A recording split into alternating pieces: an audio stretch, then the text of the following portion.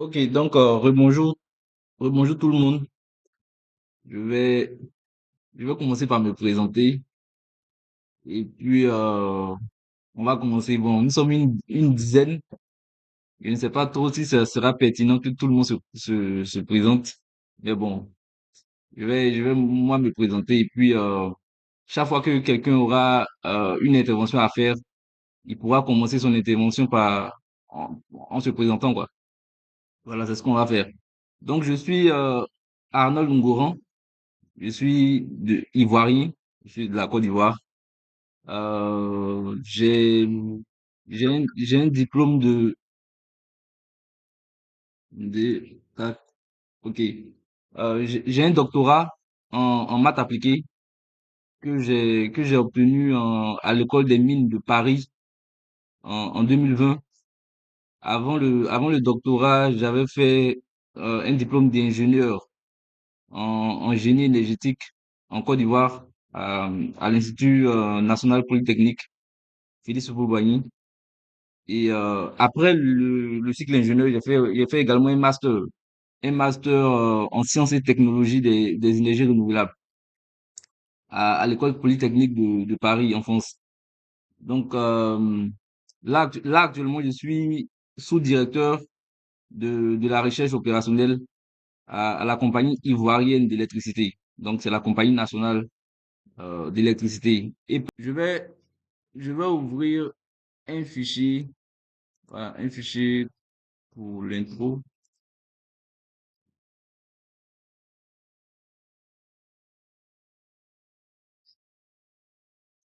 Voilà, bon, ça me permettra de faire une introduction à, au concept de table, ou voilà, au concept de table ou au concept de base de données. En général, la plupart des utilisateurs d'Excel, lorsqu'ils utilisent Excel pour faire des tableaux, ils ont tendance à, par exemple, créer des lignes vides, créer même des cellules fusionnées et tout. Ça peut être utile dans certains cas. Mais lorsqu'on fait de l'analyse des données à partir d'un tableau, ce n'est plus approprié.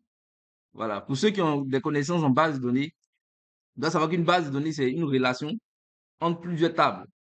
Et quand on prend une table a des colonnes, voilà. Et lorsqu'on fait l'extraction d'une table, d'une base de données, on a un tableau. Voilà. C'est un tableau qui a des colonnes, donc qui a des colonnes avec des libellés, des noms de colonnes, et qui a des lignes qu'on appelle des enregistrements. Voilà. Donc, lorsqu'on fait une extraction d'une base de données, on a un tableau bien structuré où il n'y a pas normalement de lignes vides, il n'y a pas de cellules fusionnées, il n'y a rien de tout ça. Donc, un préalable, lorsqu'on vous envoie, bon, si vous êtes dans une entreprise, naturellement, vous recevez des fichiers de la part de vos collaborateurs, de vos collègues et tout. Ils les mettent sous les formats qu'ils souhaitent. Voilà. Si vous devez faire des analyses à partir de ces fichiers, vous êtes obligé, vous, de corriger voilà, les imperfections que vous avez dans le fichier pour avoir un tableau correct dans le sens de l'analyse des données. Donc, par exemple, ce tableau que vous voyez là, c'est un tableau qui est en apparence, qui a l'air d'être bien structuré, mais il n'est pas totalement bien structuré dans tous les sens. Par exemple, on a une colonne vide ici. La colonne C, c'est une colonne vide. Bon, certainement, le concepteur du tableau a inséré une colonne vide pour pouvoir faire la différence entre cette partie, c'est-à-dire entre les chiffres qui sont ici, par mois, et les éléments qui sont à gauche. Bon, ça c'est bien pour la visibilité et tout, mais c'est pas intéressant si on veut faire de l'analyse des données. Bon, ici aussi, il y a des lignes, il y a des lignes vides pour créer des séparations. Voilà, ce sont des lignes qui sont pas nécessaires, en tout cas qui sont pas appropriées lorsqu'on veut faire une analyse à partir d'un tableau. Enfin, un autre élément, bon, dans ce tableau, bon, il y a des zéros, sinon par moment, à la place des zéros que vous voyez ici, que je sélectionne, souvent ce sont des valeurs vides. Voilà, ça peut arriver. C'est-à-dire, les gens, ils estiment que si c'est zéro, c'est autant mettre une valeur vide. Les valeurs vides ne sont pas appropriées également. Bon. Enfin, comme vous pouvez le voir dans la partie secteur, dans la colonne secteur, pour éviter de répéter, par exemple ici, association, Normalement, les deux clients sont du secteur association. Voilà. Le concepteur du tableau n'a pas voulu répéter association. En général même, ce qu'ils font, c'est qu'ils peuvent même fusionner. Hmm. Généralement, on fusionne comme ça, tac. Voilà, et puis on fait comme ça. On fusionne. De même ici, on fusionne. Voilà. On estime que c'est plus joli comme ça. Bon. Mais en analyse des données, les tableaux avec des fusions ne sont pas appropriés. Voilà. Donc, ici, lorsque vous recevez un tableau de cette forme-là, vous pouvez utiliser un outil d'Excel pour le rendre conforme pour l'analyse des données. Voilà. Par défaut, vous pouvez dire quoi? Je sélectionne. C'est qu'on a l'habitude de faire, on sélectionne les cellules, comme les lignes, par exemple les lignes vides, puis les sélectionner, et puis faire clic droit, supprimer, tac. Ça m'a supprimé les lignes vides. Je peux supprimer cette colonne vide, tac. Ça m'a supprimé la colonne vide. Ici, je peux faire comme ça, tac, tac, tac, ou même faire comme ça, dupliquer, dupliquer, dupliquer. Et là, j'ai un tableau. Oui, allô? Oui. Qui d'autre est dans la même situation?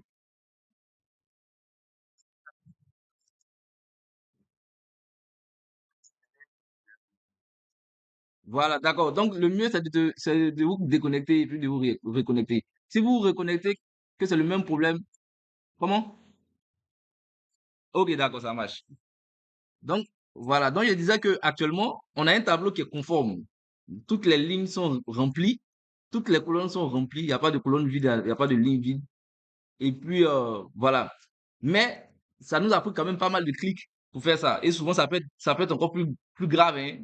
Voilà, ça peut être encore plus grave. Et si vous recevez des fichiers comme ça chaque jour, chaque semaine, vous ne pouvez pas vous permettre de faire ça de façon manuelle. Donc, je vais revenir à la façon dont c'était initialement. OK. Donc, voici notre tableau. On va utiliser un outil assez intéressant d'Excel pour, pour corriger, pour transformer le tableau. Pour le faire, on va d'abord sélectionner le tableau. Et puis, on va lui donner un nom. Bon, ici, il y a déjà un nom, hein. Moi, je vais lui donner euh, table, table, KO. Bon, je vais appeler ça table KO. Comme ça, mais je vais mettre table KO. Pour dire que c'est pas conforme. Donc, je donne un nom à la table. Et je vais dans insertion. Pardon, pas dans insertion. Je vais dans données. Donc, données, si votre Excel est en anglais, ça sera certainement data. Je vais dans données et je fais dans la partie à gauche, dans le premier pan à gauche, vous avez comme libellé, ça s'appelle récupérer et transformer des données. Voilà. Ça, c'est la nouvelle appellation de cette partie, hein. Mais sinon, avant, ça s'appelait directement Power Query. Donc, elle nous permet, par exemple, d'ouvrir des fichiers CSV. Normalement, on ne peut pas ouvrir directement des fichiers CSV avec Excel. Ça apparaît de façon un peu bizarre. Mais avec cet outil-là, on ouvre un fichier CSV et il devient comme un tableau Excel. Donc, on va cliquer sur à partir de tableau ou d'une plage. Donc, quand je clique dessus, il m'ouvre l'utilitaire qui s'appelle Power Query. Donc, comme vous pouvez le voir, hein, tout en haut, le nom de la fenêtre, c'est Table KO, éditeur Power Query. Voilà. Donc, Table KO, c'est le nom que j'ai donné à la table. Ici, comme vous pouvez le voir, au milieu, on a une sorte de tableau. Une sorte de tableau un peu, voilà, avec les noms des colonnes. Donc, secteur, client, colonne 3, janvier, février, mars, tac, tac, tac, jusqu'à décembre. Donc, on pourrait le voir. Étant donné qu'il y a une colonne vide, il lui a donné un nom automatiquement, qu'il a appelé colonne 3. Mais c'est pas le nom de la colonne. La colonne n'avait pas de nom. Lui, il s'est senti obligé de donner un nom à la colonne. Ensuite, euh, les champs vides, il les a nommés, il leur a donné la valeur nulle. Hmm. Voilà. C'est ce qu'on ne veut pas, là. OK. Donc, ce que nous, on va faire, déjà pour cette colonne-là, étant donné que c'est une seule colonne qui est vide, on peut simplement faire clic droit et puis supprimer la colonne. La deuxième chose à faire, c'est de supprimer les lignes vides. On n'a plus de lignes vides. Voilà, on va pas se permettre de sélectionner les lignes vides pour les supprimer. On va utiliser un raccourci. On vient dans la partie, bon, dans l'onglet accueil. Voilà, c'est l'onglet accueil qui est ouvert par défaut. Donc, on va dans l'onglet accueil. Dans la partie réduire les lignes, il y a supprimer les lignes. On clique sur supprimer les lignes et on descend, on dit supprimer les lignes vides. Hmm. Donc, quand je clique sur supprimer les lignes vides, tac, il va me supprimer toutes les lignes vides. Hmm. De même, j'aurais pu faire de même pour les colonnes, hein. C'est-à-dire, on peut s'amuser à supprimer les colonnes vides. C'est un peu plus délicat, mais on peut le faire. Mais ici, dans notre cas, comme il y a une seule colonne vide, on l'a supprimé manuellement. Ensuite, qu'est-ce qu'on peut faire d'autre? Voilà, les champs vides ici. Les champs vides ici. En fait, ce sont les libellés qui sont là, qui doivent se répéter. Voilà. Pour le faire, on va sélectionner la colonne. On va aller dans transformer. Voilà, on va dans transformer. Dans transformer, il y a la partie n'importe quelle colonne. Hmm. On va cliquer sur remplir. Voilà. Donc, nous, on veut remplir, c'est-à-dire à partir d'un libellé, on veut remplir ce qui suit. Donc, on va remplir vers le bas. Voilà. Power Query, c'est que, étant donné qu'ici, c'est association, remplir vers le bas, ça veut dire que toutes les valeurs nulles qui suivent, il va remplir par association. Dès qu'il trouve une valeur qui n'est pas nulle, il va plus remplir par association, il va prendre maintenant la valeur non vide, qu'il va remplir dans les valeurs vides. Voilà. Donc, on fait comme ça, on vient de remplir et puis on fait, oh, j'ai mis vers le haut. Voilà, c'est vers le bas. Donc ici, bon, c'est intéressant, il a fait une erreur. Pour rattraper l'erreur, à droite ici, hein, tout à droite, il y a un volet qui s'appelle étape appliquée. Hmm. Voilà, donc Power Query enregistre toutes les étapes que nous avons faites. Voilà, donc ça nous permet de revenir en arrière. Donc ici, je vais supprimer, remplir vers le haut, je vais supprimer et venir reprendre vers le bas. Donc, comme vous pouvez voir, il a maintenant fait ce que je veux. Voilà, j'ai un tableau. Si je suis satisfait du tableau, je peux l'enregistrer. C'est-à-dire, pour l'enregistrer, je vais dans l'accueil, je fais fermer, fermer et charger. Voilà, il y a deux options, fermer et charger dedans ou fermer et charger. Bon, on va choisir la première option, vous allez voir. Tac, voilà. Donc, quand il fait fermer et charger, il crée automatiquement une nouvelle feuille. Donc, voici la table qui est mal formatée. Et puis, voici la table KO. Bon, il a appelé table KO. Mais nous, c'est quand on veut dire que c'est une table OK. Donc, on va l'appeler table OK. Donc là, il a créé une table. Il a créé une table dans le sens base de données du terme. Donc, on a une ligne. La première ligne, c'est la ligne des libellés, de colonnes.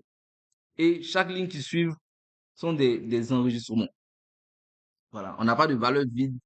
Tout est propre. Et automatiquement, il met les éléments pour filtrer. OK. Donc, ça, on a pu le faire avec Power Query. Ce qui est intéressant, ce qui est intéressant, c'est que quand on a créé le tableau, il vient avec certaines informations derrière. Ces informations, attendez, je vais fermer ce volet que vous voyez. Euh, Ces informations, voilà. Si vous venez dans données, c'est-à-dire vous venez dans votre tableau, votre nouveau tableau, vous venez dans données, vous partez dans la partie requête et connexion. Vous cliquez sur requête et connexion. Vous allez voir un certain nombre de requêtes. Bon, ça, ce sont des anciennes requêtes. C'est une ancienne requête que moi, j'avais déjà créée. La requête que nous avons créée tout à l'heure, c'est celle-là, tab KO. C'est quoi une requête? Au sens de Power Query. C'est que, en fait, il a enregistré toutes les opérations qu'on a effectuées pour créer ce tableau.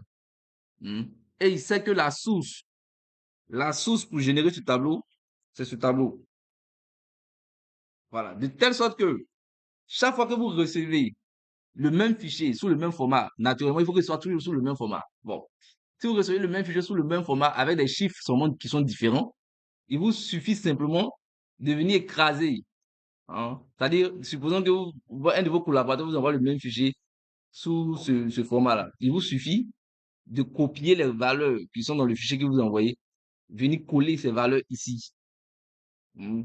Dès que vous finissez de coller ces valeurs, vous venez simplement dans votre table qui est là, vous faites, vous faites actualiser. Vous avez un bouton actualiser sur la ligne table KO. Vous cliquez sur actualiser et il va actualiser automatiquement ce tableau.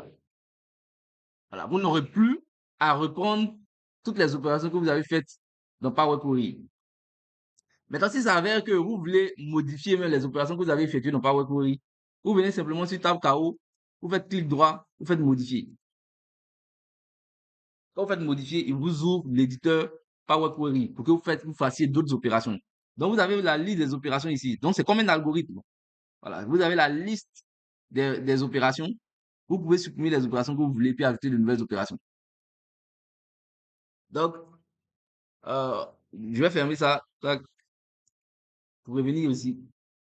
Donc, vous avez ce tableau.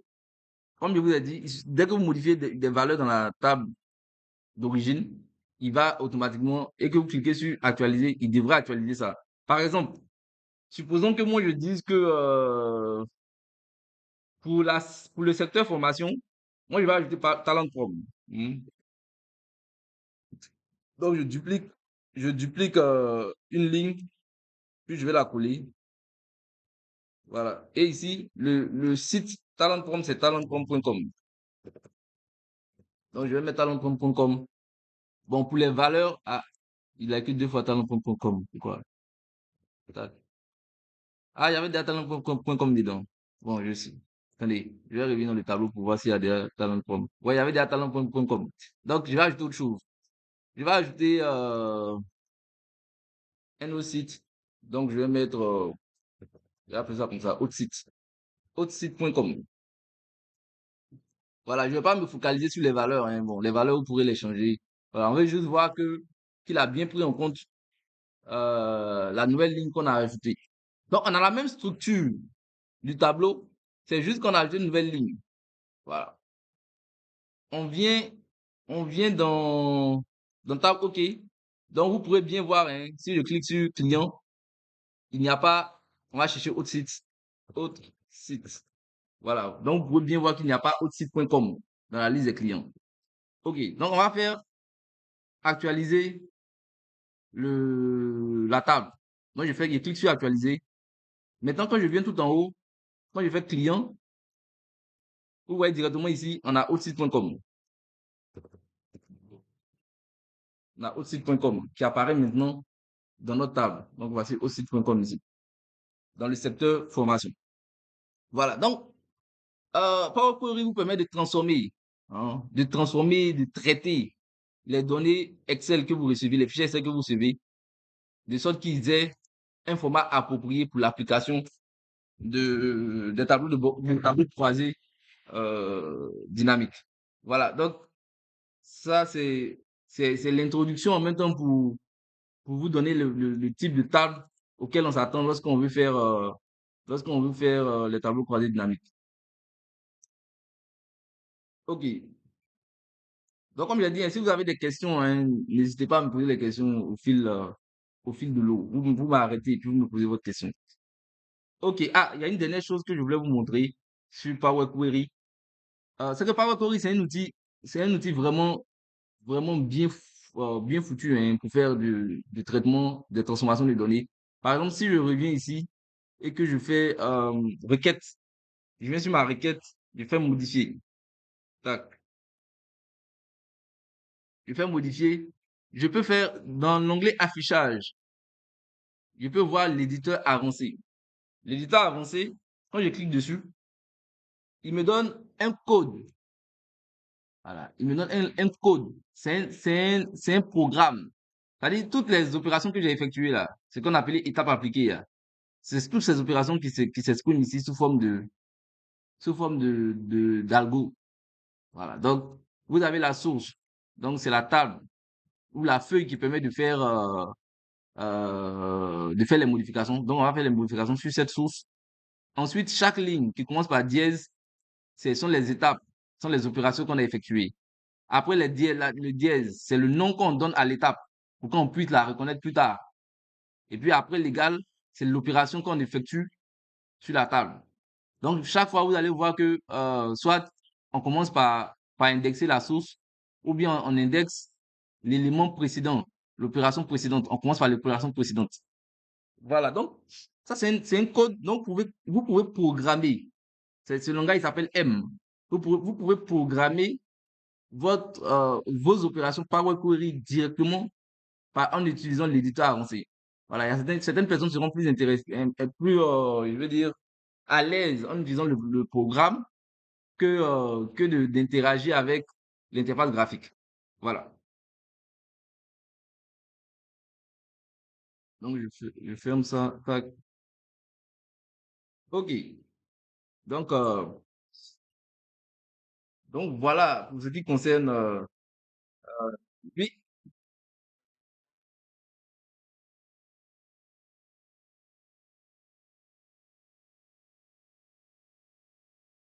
oui.